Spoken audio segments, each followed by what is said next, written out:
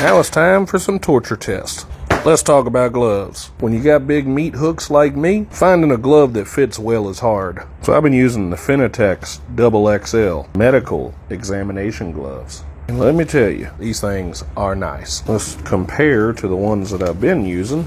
The Hardy claims to have 5 mil thickness, which is the same rating that this one has, but I can tell there is a difference. I'm gonna try to be as even as I can. We're gonna start with level 1. We're just gonna drag that across the glove, get hung. Level 1, pass. Level 2. Oh, wow. Got caught all up in the bit.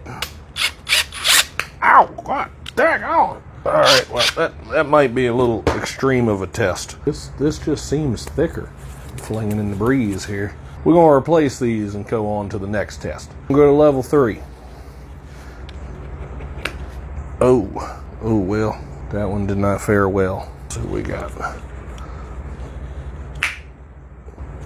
it held up better. You seeing that? Oh, that one got a little bit. Pretty good example of how tough they are. This is probably a really stupid test.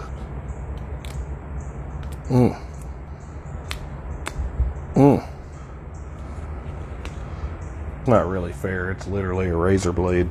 Let's have an honorable mention here. Breaking out the 9 mil gloves now. 9 mil, 5 mil. 9 mil still affected by the pliers. Ow! Ooh, that was my hand. These fit a whole lot nicer. It's harder to grip. It's harder to get a hold of them. I mean, you saw how easy it was to rip that one. No glove is immune to a razor. Now we're going to try a little bit of brake parts cleaner.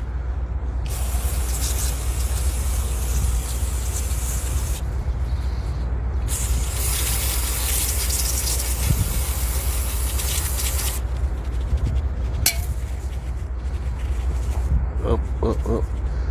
See it ballooning up, getting all nasty and wrinkly. Ow! Ooh!